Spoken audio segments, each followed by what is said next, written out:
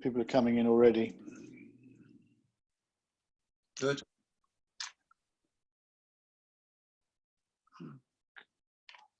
Almost good afternoon for people joining us, but for those piling in, we certainly have a large number due to join us today. Our aim is to try and start as soon as we can to 12 o'clock and then to finish as near as we can to 1 o'clock. So I'll be back with you in a few minutes to give you some guidance on Zoom.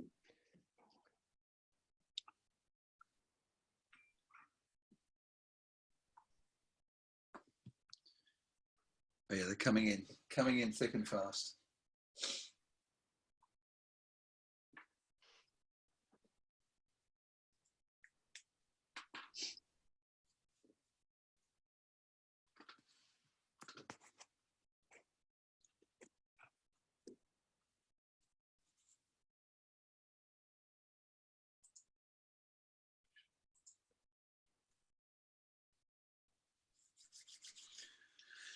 Afternoon, everyone. Thanks for joining us. We'll be officially starting in probably 2 or 3 minutes' time. We've got a lot of people booked in today, record figures, so we just need to give everyone a chance to sign in.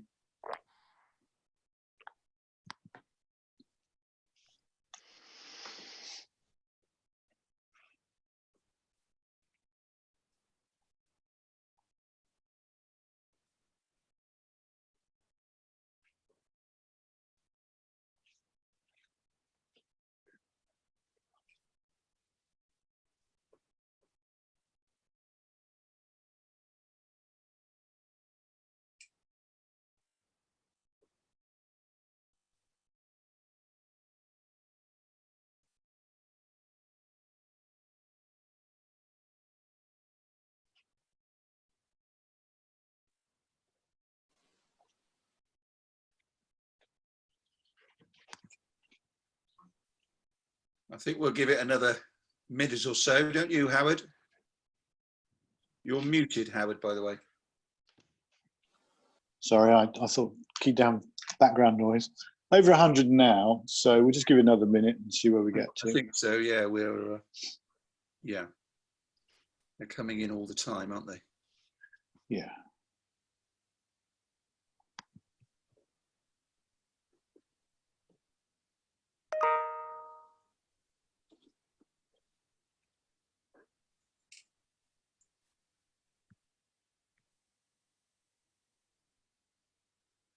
I'm just stuck at this number at the moment. Should we make a start? Yeah, why not? I think we should. So it's just after midday. So very good afternoon to you all, ladies and gentlemen. Welcome to the latest in our series of webinars, which we've been producing on a Tuesday and a Friday now at midday for many weeks. And it seems to be getting a very positive response. Many of you are regulars, so you know the spiel, but there are some new phases in this afternoon. So I will go through the details again for those people in particular. But you'll recall that these webinars are provided by 6 organisations now, together to give you, in the first instance, it was information surrounding COVID-19, but now we've widened that to look at other important subjects within the construction sector. It's brought to you by Constructing Excellence in the Southwest, the Midlands, the North East and Wales, and the Housing Forum, and also the Structural Timber Association. And I'm delighted that our speaker today is from the Structural Timber Association, Steward Dalgarno, very well known and respected figure within not only the timber sector, but in the wider construction industry. Here today to talk about industrialisation in the housing market. So as we come out of COVID-19, as we take this roadmap to recovery, there is no doubt that housing is front and centre when it comes to priorities for UK construction. We need to still build these 300,000 homes a year, and we're not going to achieve that figure if we just do things the way we always used to. So there's a very interesting project underway, which Stuart is one of the leading exponents. So we're delighted that he's able to give of his time today to come and share with us the knowledge to date in this industrialisation of housing project. So thank you for that, Stuart. Also, thank you to John and Howard, who have been expertly hosting our events over the last 2 or 3 months. And I'm going to hand now to Howard, who is just going to give us the house rules before we start. Thank you, Howard. Good morning to everyone. As far as people who have not been on Zoom before, I'll just quickly run through the various things that need to of interest to you. First is the chat button. Please use this and please use it now, because what you can do is you can share who you are, where you're from, and even what you're looking for to get out of today. That would be really useful and interesting for all of us to read. The next thing is Steward's going to give his presentation and take his questions afterwards. So if you'd like to ask questions, please do so by using the Q&A menu that you will see. If you'd like to own your question, that would be quite interesting for us all, because what I can do is bring you in live to answer your question, and hopefully might end up with a little bit more discussion. Lastly, there is on your menu a hands up button. If you'd like to ask a question when we get later on, please raise your hand and I can easily bring you in. Now, in terms of introduction, I'm now going to hand over to Steward. He'll give a little brief introduction about himself, and let's enjoy. Thank you very much, Steward. Over to you. Thank you very much, guys. That's good. Thank you for the introduction. For those who don't know me, my name's Steward Dalgarno. I am the Director of Product Development at Stewart Milne Group, but I'm also the Project Director for the AIMCH Consortium. I'm going to talk about our project today. It's an innovation project around about housing industrialisation. It's supported through Innovate UK and the industrial strategy through the Transform and Construction call, the first round funded projects. It focuses on housing in particular, and it's one of the biggest, shall I say, flagship housing projects that Innovate UK are looking to fund in terms of driving forward a more industrialised approach to housing delivery. So I'm going to share with you some slides today. They'll be available for you to download through the various channels. We are working on a showreel video that will be available on the website in about a week's time, which gives you bang up-to-date progress, including some video footage of what's been completed so far, and a little bit more work around about the manufacturing aspects of the project. So we'll give you a link after this so you can follow those things up, and it will give you bang up-to-date on where we are, and probably give you a bit more visual updates of things as well. So moving forward, I'm going to share my screen, take up the slides. Happy to take questions at the end or through the Q&A aspects as well.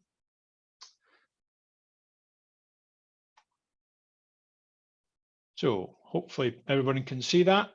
Andrew, is that correct? Can you see yours? I can see that perfectly, Steward. Okay. Howard here, so thanks very much. Carry on. Thanks, Howard. So AIMCH stands for Advanced Industrialized Methods for Construction of Homes. Nice little acronym. It's really about mainstreaming the use of modern methods of construction, with a focus on panelised systems through digital working, advanced manufacturing, lean construction, as being the core aspects of the project.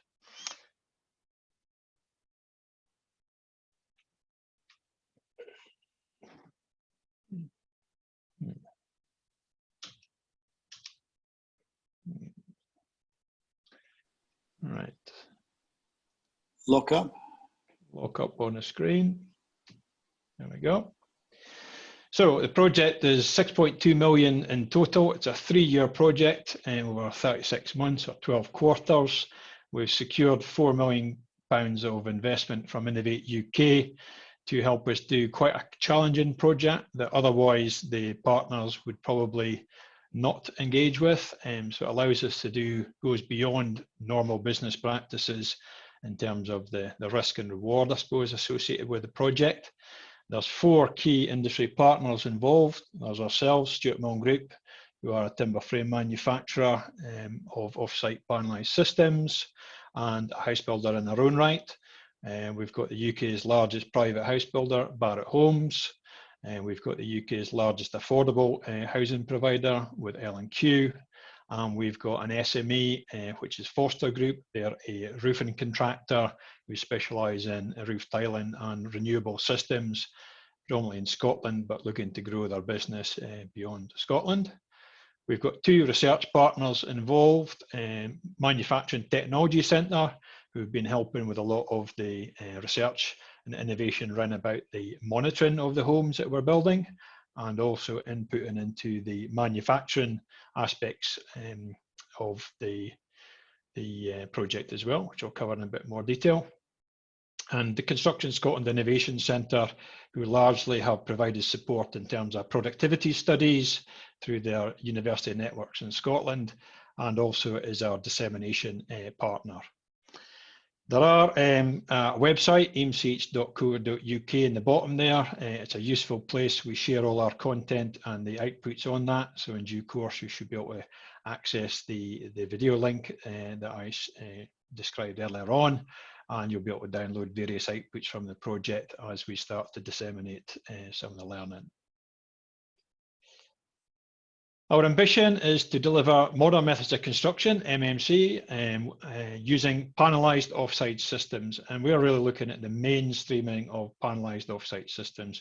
We appreciate there's a large variety of different offsite systems out there, including modular systems, pod systems, and various levels of panelised systems, from very advanced systems to less advanced systems. But our focus has very much been on the mainstream uptake and the commercialisation of panelised systems, which will derive essentially a cost-neutral outcome, so the same price point as brick and block, but also bring with it higher quality, faster homes to produce, safer, more robust and more productive than conventional masonry methods. That is our ambition in the project. We see that being done across essentially 4 key areas, through the use of digital working and standardisation, and I'll talk more detail on that, through a more integrated offsite manufacturing supply chain and process, including the utilisation of more advanced manufacturing systems to drive costs of production down, and through more effective assembly processes on site through the adoption of lean techniques, driven through benchmarking, through productivity studies, and driving out the requirement to use less labour on site, which ultimately will provide a suite of homes which are suitable for both the affordable market and the private residential market. We see this as essentially an innovation project, looking at current MMC systems that are in the marketplace. We're obviously looking at timber panelised systems, we're looking at concrete systems and steel systems. We see that being driven forward through more integrated digital working and automation, and monitoring of existing masonry methods and open panel timber frame methods as our benchmark, and then moving that to a more mainstream system where we're scaling up in terms of the output of the project over the next 2 years, heading into year 5.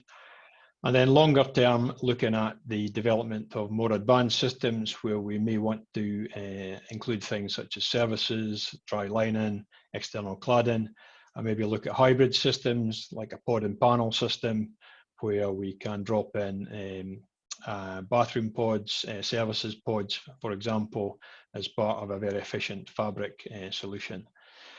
So our approach to this is sort of gradual incremental change as opposed to more transformational, but the scale and the magnitude of change is quite impressive. We've got 35,000 homes within the direct control of the consortium, so it's about 15% of the market, and we feel that through dissemination and a more gradual uptake at MMC, other mainstream providers in both the affordable and the private sector will move in a similar journey. So the tangible benefits are very much driven through cost. MMC has always been mooted as being more expensive, and some systems are very close to being commercially competitive with masonry systems. So really one of the challenges is ensure we have a price point that mainstreams the use of panelised MMC systems, such as timber-based systems and or concrete systems. Halving the time to build a house, improving our quality, and increasing the amount of pre-manufactured value, PMV. So there's more done in the factory and less done on the site. Our first thing we've done is essentially looked at monitoring. So we need data to benchmark the future systems versus the current systems in today's world. So we've undertaken research through the Dundee University of previous monitoring studies that have been done in the UK and overseas to see what is the best type of metrics and monitoring tools to use to compare existing methods, open panel timber frame, and then the new methods will be prototyping in the project. That was done about 6 months ago, and we've now got essentially a suite of productivity metrics that we're now measuring on live developments. The data is really important because that gives us a clear benchmark to be able to reference the benefits of the new systems we're going to be looking at. We've already completed one site. It's the Barratt Homes development site at Peterspear in Warrington in partnership with Homes England. A number of prototype plots have been built there, as well as mainstream open panel timber frame plots. All of these have been monitored. Barratt's are also going to be monitoring traditional brick and block homes that we'll be building across a number of developments, and we'll collect data for both these methods so we can do the benchmarking studies. There's two types of monitoring we've used. One is essentially time and motion studies using the sort of conventional established caliber methods, which is essentially having a full-time researcher on site taking readings every 50 minutes across various different metrics that we're recording, including labour productivity, process waste, material waste, efficiency downtime, efficiency uptime. That can be quite an expensive way. One of the things that we're looking to develop and could be a wider project outcome is the use of wearable Bluetooth tracking. So MTC have introduced a new technology where we're monitoring the workers on the site through Bluetooth tracking, and they wear high vises with tracking devices, and we're able to monitor their activity on the site. And we know their activity rates and such. We can monitor those remotely. It's a less expensive system, but relatively new and quite risky, hence why we've also got the backup of having the Calibre data collection system in place going forward. So one of the potential exploitable outcomes from the project is the deployment of that new Bluetooth tracking technologies that other developers could use in the future. We've also deployed and built some homes. So our first series of closed panel timber frame homes have been built and completed. The image on the left gives you an idea of the home that was constructed. We've got a range of detached, semi, 2.5 story and attached homes. The image on the left is one of the plots. We used a closed panel system, so closed, insulated, windows pre-fitted, pre-finished floor cassettes, pre-finished party wall system, scaffoldless erect system, so the whole house was built without scaffolding. We did a ground erect roof system, which was tiled at the ground level with the rainwater goods, fascia and soffit in place, and the whole roof module lifted and dropped in just under 15 minutes, and then secured. So that house from start to finish took just under 7 hours to complete, and is essentially secure, wind and watertight, stairs fitted, finished floor in place, service cavities already preformed, roof tiled and battened, and allows the internal working to start and external brickwork to start. And it takes the scaffolding off the critical path, such that you can actually erect the timber structure and put the roof on in one go. Appreciate that's a prototype, so we're now looking at the different sort of house typologies, including mid terraces and end terraces, etc., and the site logistics around about the use of that sort of roof system in there. But quite an impressive starter. We've got a similar plots being developed for L&Q site, Milton Keynes, which will be coming forward in the next couple of months. So as I said, we're focused on panelised systems. We are looking at timber initially. We are engaged with looking at concrete systems as well. Later in the project, we will be doing a supplier sand pit. That is essentially a request for other systems out there to come forward and showcase their technologies that could be scalable into the project as part of the sort of next 2 years of the project they still have to do.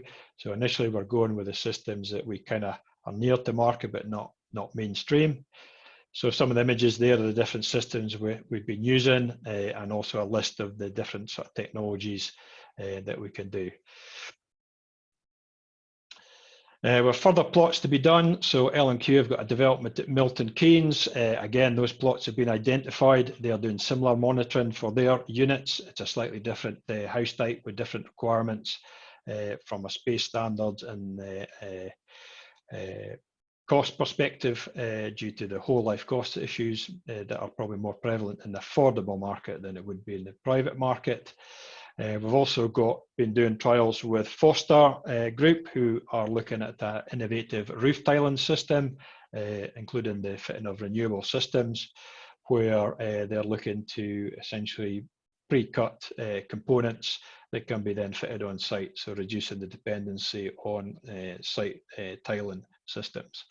And I'll talk about that later on. So that sort of fits well with the sort of more integrated system that you can see if we're tiling roofs before they're completed.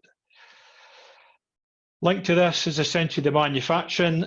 So obviously a more integrated supply chain through AIMCH. So Stewart Milne supply product to both Barratt's and L&Q, as do other offsite providers in the marketplace.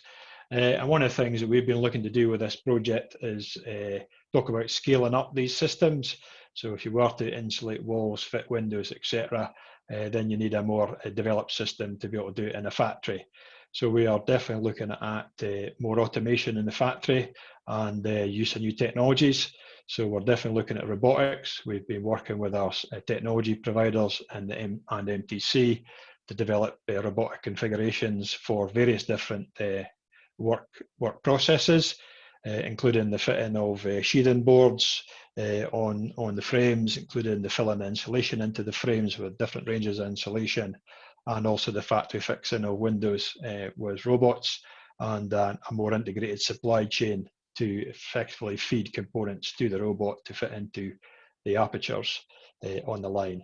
Just to give you a bit of an idea of the output, to do that, if we were to fit a window into every wall panel that's produced currently in our systems, we would require to fit a window every 2.5 minutes on a production line of any configuration and size. So we've been looking at standardization to see what is the most effective sort of supply chain and window dimensions to coordinate across the various developers, L&Q, Barratt's, and of course Stewart Milne Homes. So a bit like your car wheels in the automotive centre marketplace, they have an integrated supply chain that supply wheels of a certain dimension that's pretty standardised that go into every car in the UK, 5 bolts and 1 lock and nut, for example, but have different fenestrations in the wheels, but like windows, different fenestrations. So you can see the sort of automotive thinking and the advanced sort of smart manufacturing coming through. Leading to automation obviously reduces the amount of labour dependency, so manual labour on a production line. Equally getting skilled labour to work in a factory is as challenging as it is on a building site. But what we are doing here is creating world-leading manufacturing principles. There is no current automated robotics lines in the UK, and there is only one that exists in the world. And we recently visited it just to get some initial awareness of what that would look like in a robotic factory of the future. Linked to that is the deployment of these technologies. So obviously the scaling up to suit different factories, so future factories. So we've been developing a mathematical model and simulation tool that sort of works on a sort of hub and spoke type facility, where we can have manufacturing centres closer to the building sites that are proportionate to the location of those developments with the right technology put in there. and we could create 3D simulations and assess those factories before we, blueprints, before we actually commit the investment. So quite often in the world at MMC, a lot of people invest to develop factories without really knowing if the factory is capable of delivering what it needs to do. And some people come good, but most people probably come a cropper through that. So as you'd expect with any car manufacturing investment, they use this technology to simulate the future factories. So pretty much building a factory in a virtual reality before you actually commit to that investment. So that fits with the investment plans for the partners within the consortium, and provides essentially a mechanism where other MMC suppliers in the future could adopt a similar approach to give confidence to commit to investments before they actually are built.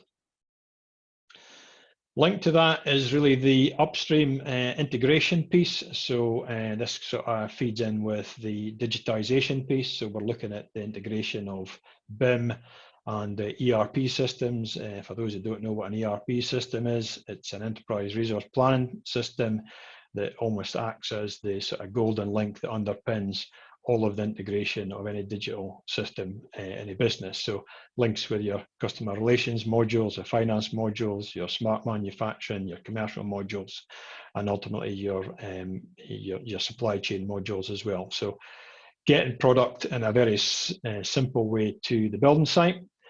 And we found that in the world of offsite production, it's quite a complicated business model, offsite manufacturing. And there's no go-to standard ERP system out there that would work, because we're quite specialised in terms of manufacturing. We're also an installer quite often, so we're effectively a subcontractor. The business operates in a project environment, so it's unlike other manufacturing environments, which tends to make lots of the same thing. We tend to make lots of something totally different and bespoke to every project that's built, typically on a building site. So we've been essentially creating a mechanism where we can schedule out the requirements and specify an ERP system that can then integrate with BIM and the use of 3D technologies that can then feed the data direct into the robotic work centres, and therefore produce volume in scale and at a lower price point. Linked to that is the housing design. So working with the developers and looking to see how we can standardise housing designs. Nothing really new here, but a lot of people have tried to do this in the past. So we've undertaken variability studies across the Stewart house range, the Barrett house ranges, and the L&Q house ranges. And what that has shown is actually there's a significant amount of variability across even the AIMCH developer partners.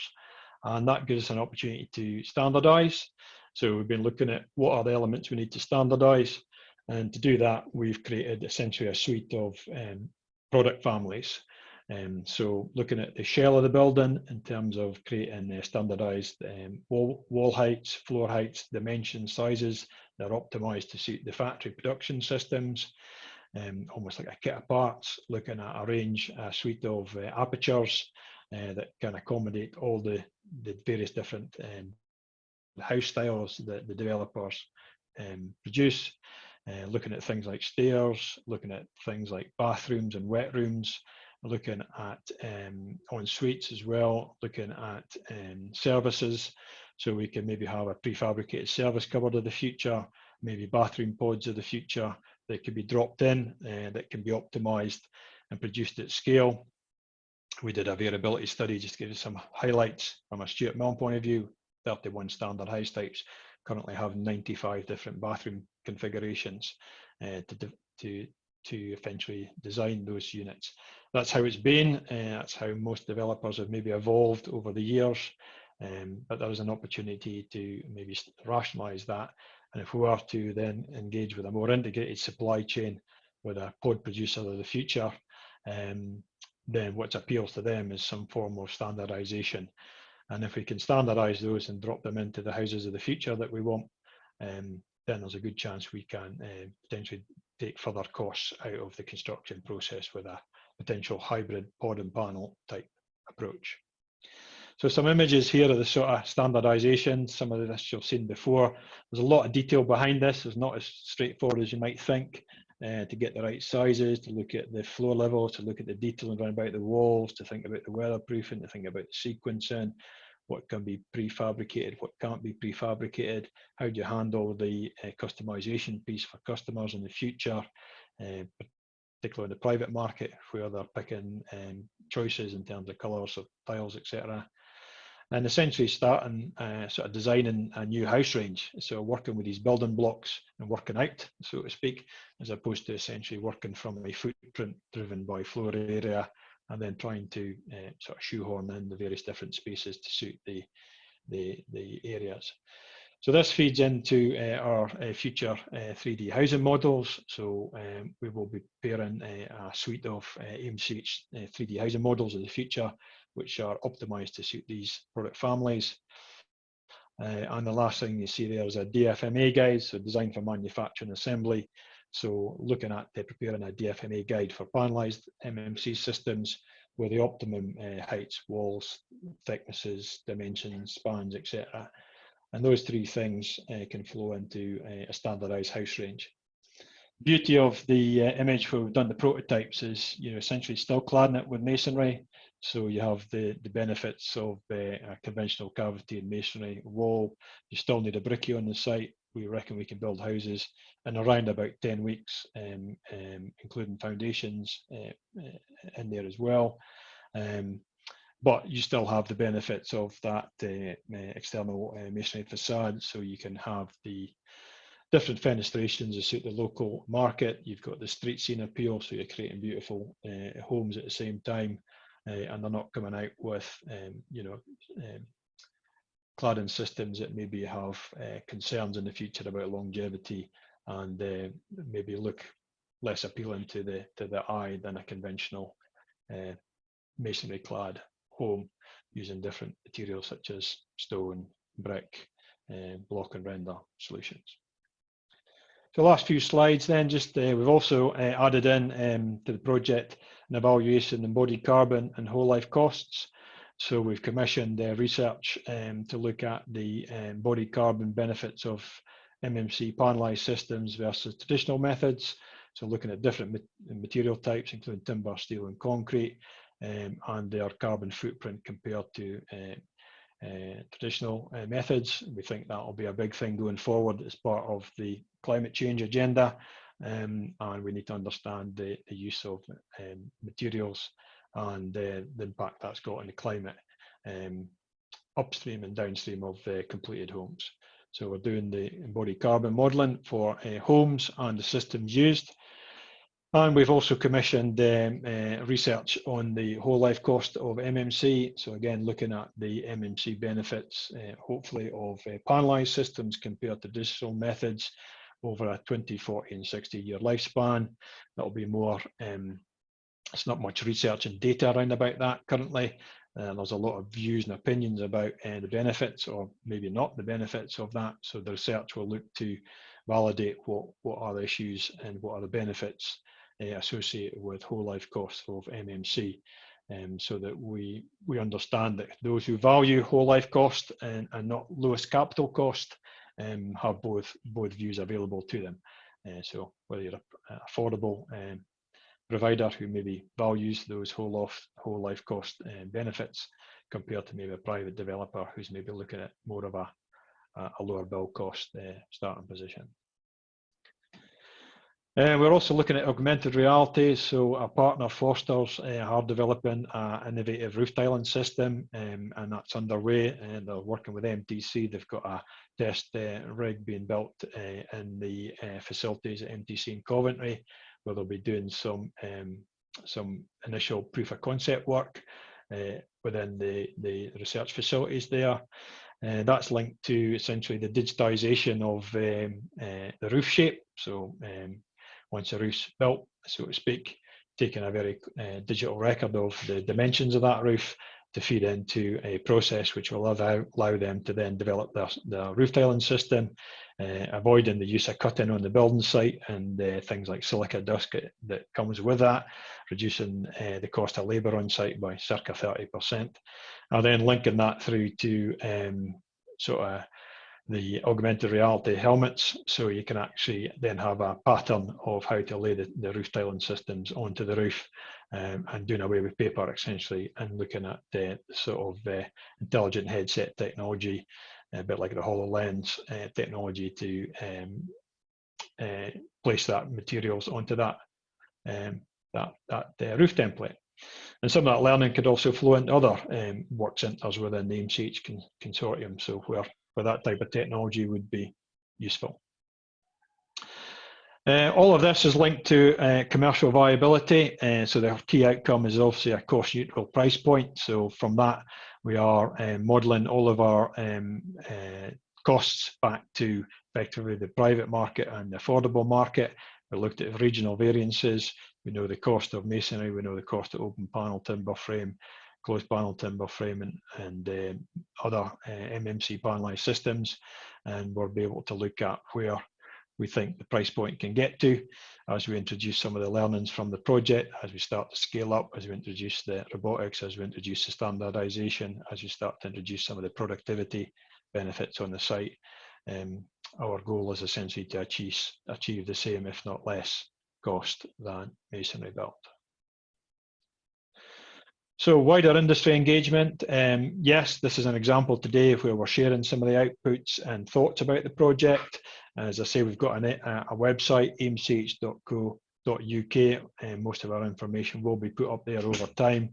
The project is 15 months old now. We've had a 3 months delay because of the COVID thing.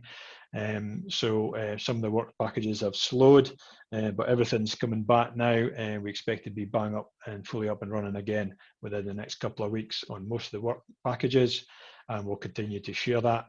We are going to be taking part in the Future of Building Week, which is part of Innovate UK's sort of showcase for a celebration of the 2-year anniversary of the industrial strategy and the transforming construction calls, and we'll be featuring some of the showreel information that you can see in a week's time when you download that from the website. So some of the people we've engaged with, we have a stakeholder group that sits alongside the main steering group of the project.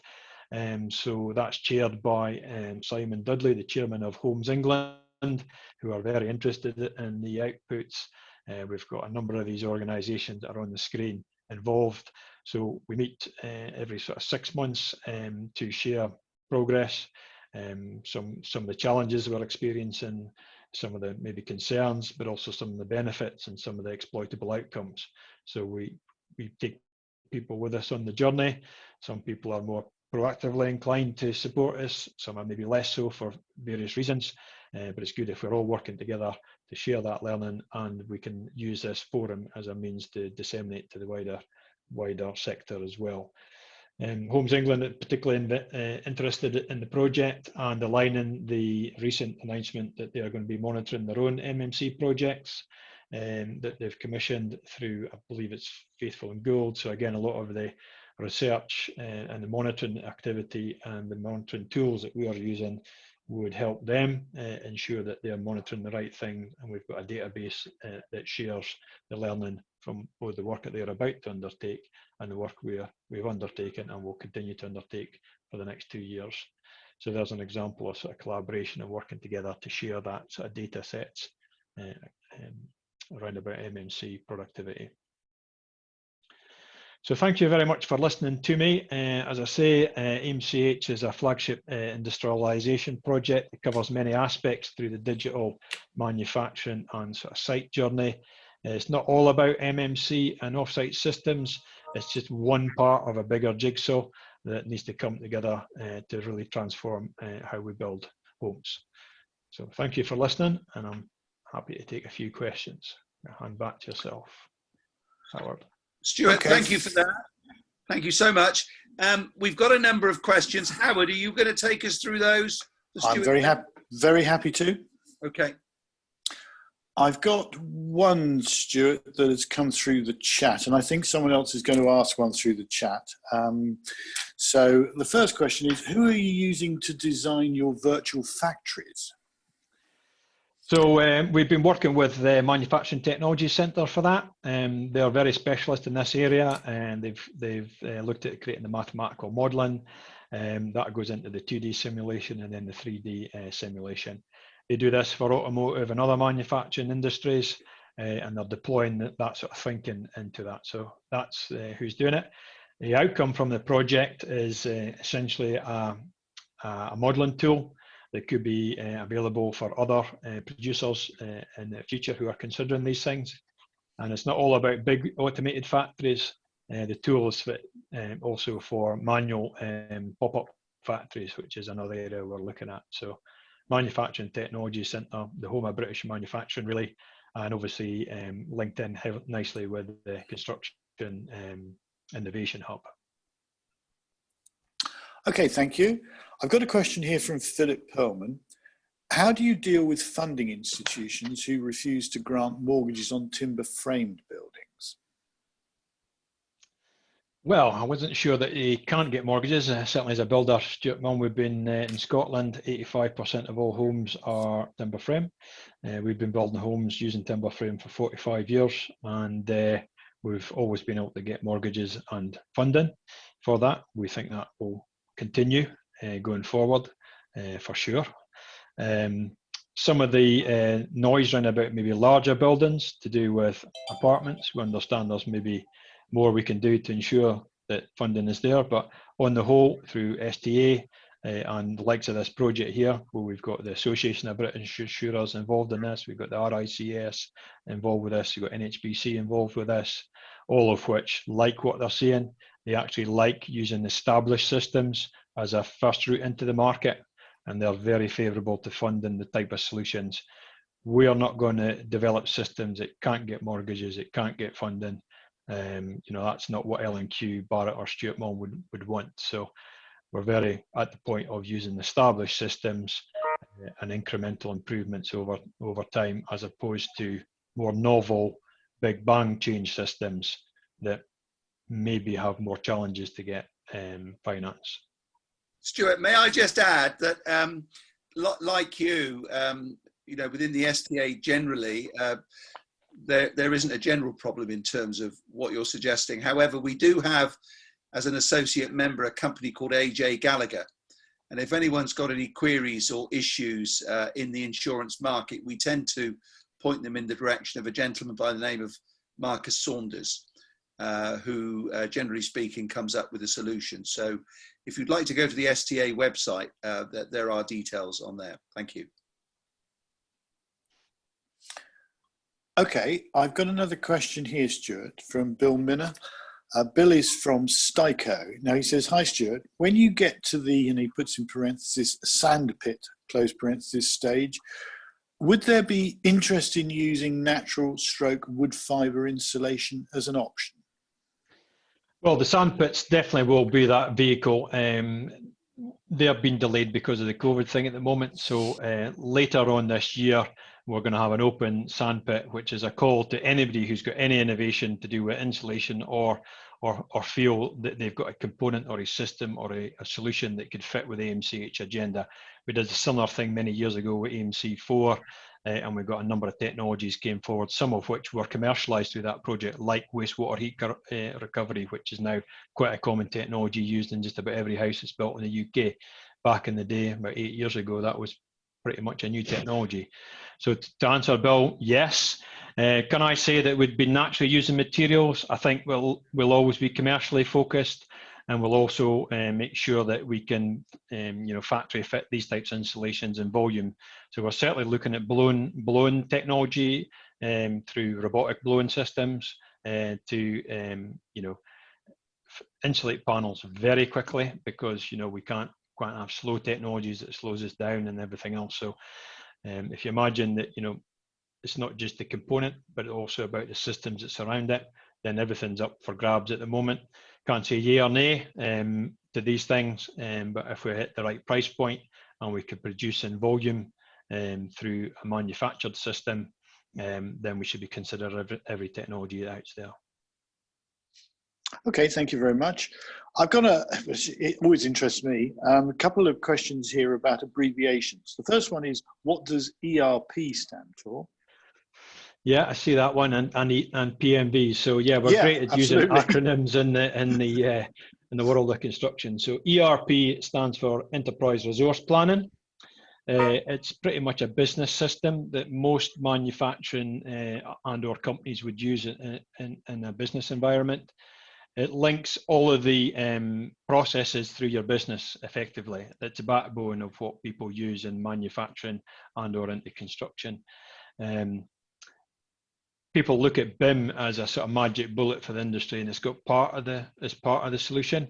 But unless it links with your ERP system, unless that then links with your manufacturing system, if that doesn't link with your supply chain systems, and it doesn't link with your customers' requirements of the future, you know, your CRM sort of module, customer relations management, then you don't have an integrated system. So ERP, Enterprise Resource Planning. PMV is another acronym for pre-manufactured value. It's something the government uses. It was developed through CAS Consultancy and Mark Farmer as an evaluation of how much product is done in the factory and how much is done on the building site.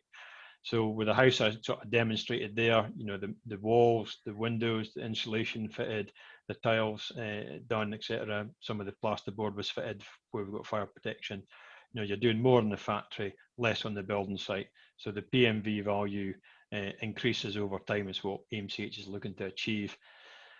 You've got some systems like modular homes, which you know, might be as much as 80–85% PMV value done in the factory, but you know, as a different technology for low-rise residential housing than panelised systems. Okay, fine. Thanks very much. I've got a couple of questions here from Angel Morales Aguilla. What design guidelines are you looking at when working on standardization? And second part of that is, who is championing for design quality and good placemaking? Yeah, so the guidelines on standardization is essentially, we've looked at, you know, we've seen a lot of this through CAST and through Bride and Wood's work that have been done in the past, looking at product families and such like.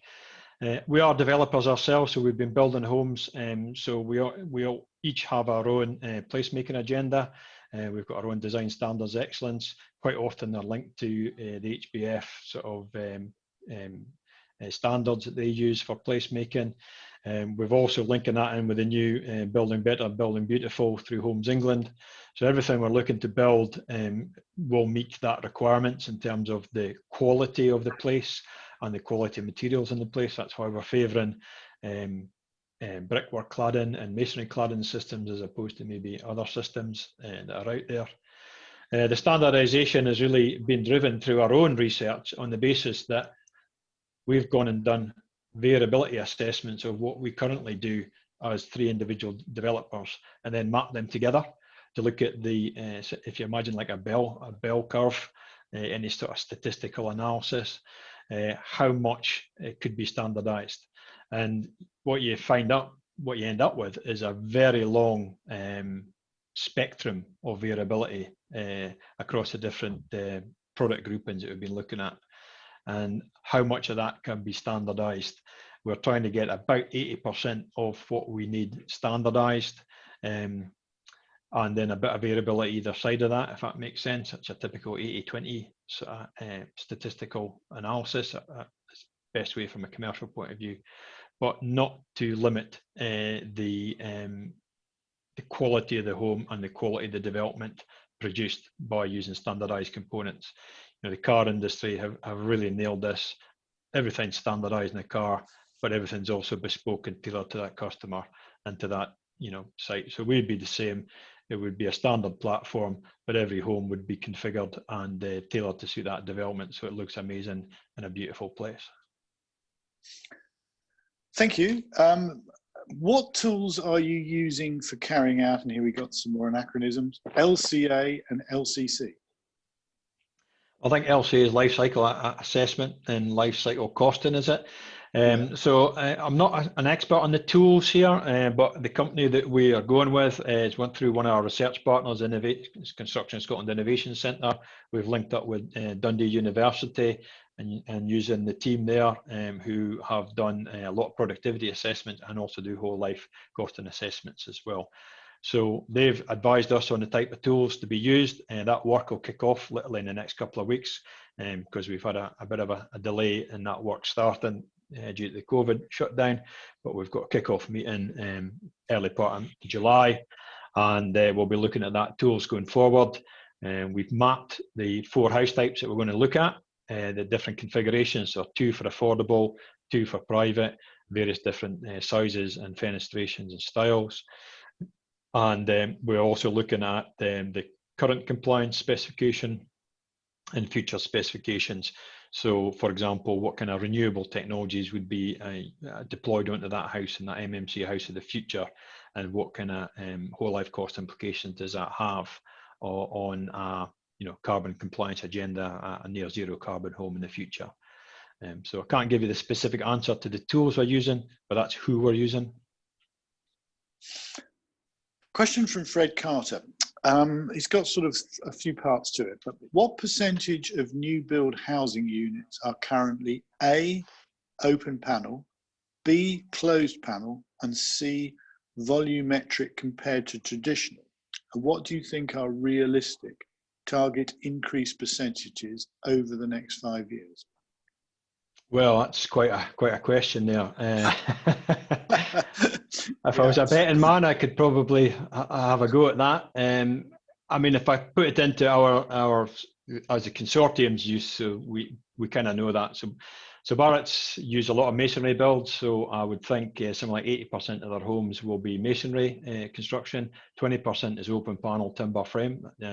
You're probably aware that Barratt's have invested in a timber frame company, so are looking to scale up their output of timber frame as well as a near to market panelised system that they believe will go forward.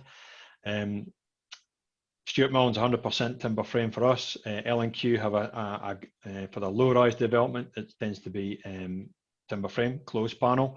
They prefer a closed panel because it gives them a better whole life proposition in their view over an open panel. So all of their low-rise product that's non-London related is closed panel, and the rest of it is typically traditional methods in the main. There's a very, very low percentage of modular. We as a consortium and as individual companies have looked at this in the past about whether this is the sort of magic bullet, and we're at the point where we're saying for some types of projects where typologies and densities dictate, modular is probably a way to go. But for low rise, typically 2- and 3-story housing, or 3- and 4-story very low rise house flats, it doesn't really stack up, and the commercial gap is too far. People might not agree with that, and I'm sure a lot of people will have a view on that. But I think we need to look at all systems available. So our focus is on that panelised systems, which are very close to the price point of masonry for that low-rise housing, non-city centre, non-high density type locations, which represents something like, what, 87% of what we build in the UK. Okay, we've got about 8 minutes left and 8 questions outstanding here, so I'll bash on. Question from Tab Binding. Looks like a really interesting project. Are you also looking at BPE, POE and operational carbon? We're looking at, the simple answer is no, we're not looking at post-occupancy evaluation, we're not looking at that. We have done that in the past with AIMCH, which is a similar R&D project. We are considering whether we should look at monitoring and doing some kind of building performance assessments as built. We are looking at that on some of the prototype homes. We've not engaged on post-occupancy. Some of the homes are now built and sold, so the image I showed you earlier on is now occupied. So we've not engaged with the occupants of those homes to undertake occupancy evaluation studies. However, we know that the developers will be keeping in contact with them through their normal customer care and aftercare services. And I'm sure if there's any feedback or concerns, we'll get that through the usual 2-year assessment processes that are going on. Thanks. Question from Paul Morgan. No support from Wales or Northern Ireland. Are there any reasons? Yeah, I mean, financial support came through Innovate UK through the industrial strategy. This project was evolved 18 months before the Transforming Construction call came out. So it's a significant project, a significant amount of work was put in beforehand. It's a strong partnerships. And, you know, we went through a competitive bidding process to get that money. So it wasn't, you know, it fell into our lap. We did an awful lot of work up front on that, direct with Innovate UK, because we knew the funding call was there. Otherwise, the partners would not have done this project. It's as simple as that. Wales are involved, and they're actually sitting on the stakeholder group, and we're actually due to speak at one of their MMC conferences shortly. Scotland also involved through Construction Scotland Group, and we've also got Head of Scottish Building Standards and the MMC person involved in the stakeholder group as well. So we do have contacts with Scotland, Wales and the central government at Westminster, not unfortunately with Northern Ireland.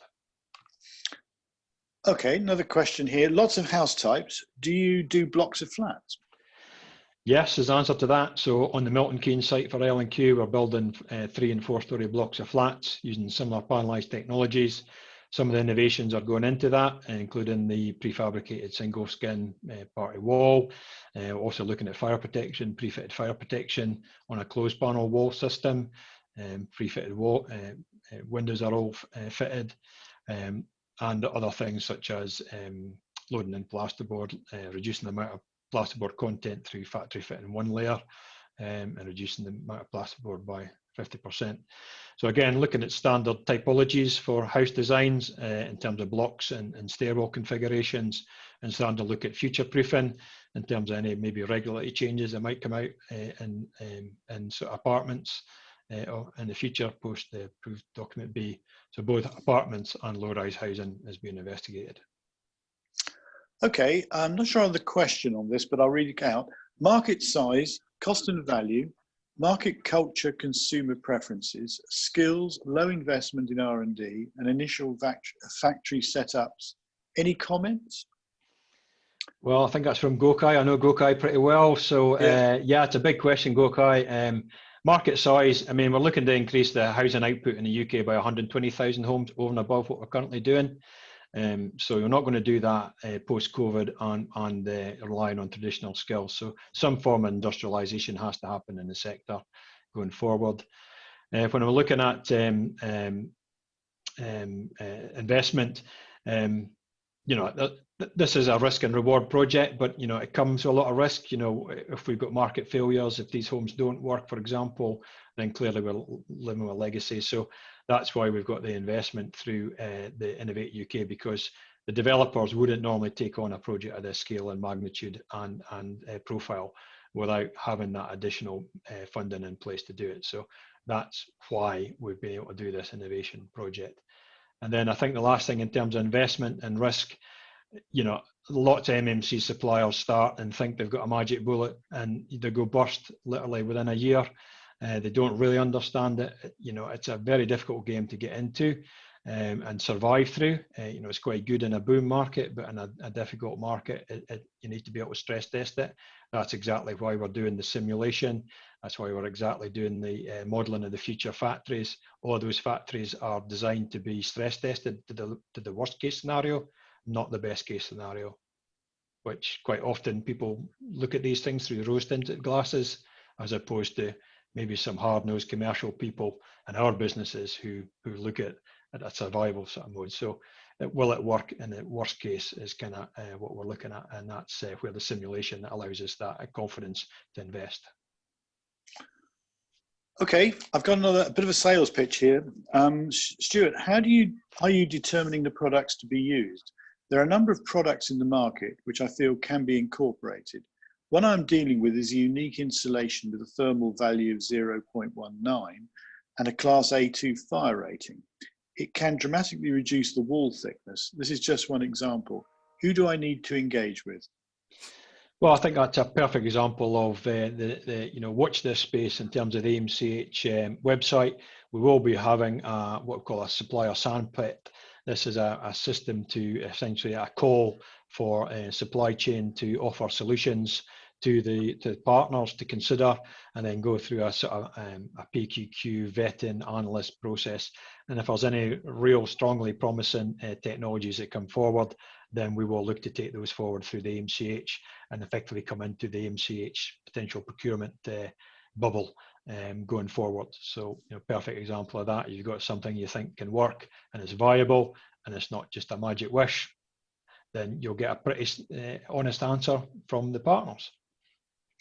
Got a sandpit sort of question here. Will an email be sent re-involvement in the sandpits to members? It comes from Wayne Smith. Yeah, I mean, we are developing this. So as I said, the back end of this calendar year, we will be hosting sandpits, and through our dissemination partner, the Innovation Centre, Construction Scotland Innovation Centre, and through our website, that will be the route to get that. I think we have been engaged with the Modern Built Network as well, forget the KTNs, because the KTNs have a sort of route for innovation through KTN networks. So again, we might buddy up with the KTN network to allow for suppliers and supply chain to feed in solutions that the partners can evaluate and either take forward or disregard, depending on how we assess them. I've got a question here from Jeff Arnold. Is the DFMA approach too constrained by UK cut and paste house designs? For example, the roof solution with lifting girder trusses is clunky and costly. Yeah, I get that. The DFMA guide is very much focused on panelised systems in the main. Yes, based on timber initially, but it can be suitable for steel or concrete or SIPS solutions, to be fair. The roof system we built there on a ground direct and tiled it on the ground, yeah, we've got two big girder trusses, so it's not the most cost-effective way of doing that roof. But it was a proof of concept to say, can it be done, and can you build a kit without scaffolding safely and efficiently, which it can be done. The next challenge is the commercialisation of that. We're already looking at alternative ways of doing the roof lift and using collapsible beams. So as part of this, we've got a supplier who's already looking at collapsible roof beams, and we're engaged on designing out the girder trusses that you can see that we used initially as our solution, and coming up with an alternative way for our reusable lifting beams. Okay, thank you very much. One last thing, it says, thanks, Stuart. We have a blown system that we'll be keen to put forward. That's from Ben Miller. Yeah, thanks, Bill. I'm sure you use that. But yeah, we're definitely looking at blown technologies, whether it's cellulose, wood fibre, glass fibre. Glass fibre is the current favoured option. So anything that's cheaper or better than that, Bill, if you will be interested. Okay, Stuart. Thank you. That's all the questions we have. I'm now going to hand back to Andrew. So over to you, Andrew. Thank you very much, Stuart. First of all, a big thank you from all the organisations. That was a fantastic hour spent with you. I have to say that we had such record figures sign up for this one that a number of people have texted me and emailed me during the last hour to say that we'd reached our maximum number and they couldn't get on. So we're going to be sending them a copy of the presentation. But I think that's an indication of the interest that there is in this project. So it may be, Stuart, if we may, we could ask you back in a few months' time to give us another update, because I think it would be most popular. So from everyone in all the organisations, the Housing Forum, CE and the Structural Timber Association, thank you so much for giving of your time, your knowledge and your expertise. Thank you also to Howard and John for hosting it. I know it's been busy day today, but that's great news. And I think it's an indication of the way going forward we're going to maybe get our training and our education in terms of online webinars. Talking of that, next Friday, 12 o'clock, we've got our next one. We can't have escaped the last week or so, the Black Lives Matters campaign, worldwide, global campaign, Black Lives Matters. And this Friday, we're looking at that in our own way, driving down to how it affects the construction industry. We've got Bola Abisogan as our guest speaker from Diverse City Surveyors, and he's going to be discussing ethnicity and diversity of thought in the UK construction industry. So if that is a topic which is important to you, and I'm sure it is, we'd like to see you on Friday at midday. But all it leaves me to do now is to thank Stuart, Howard and John once again, and wish you all a very good afternoon. Enjoy the rest of your day. Thank you.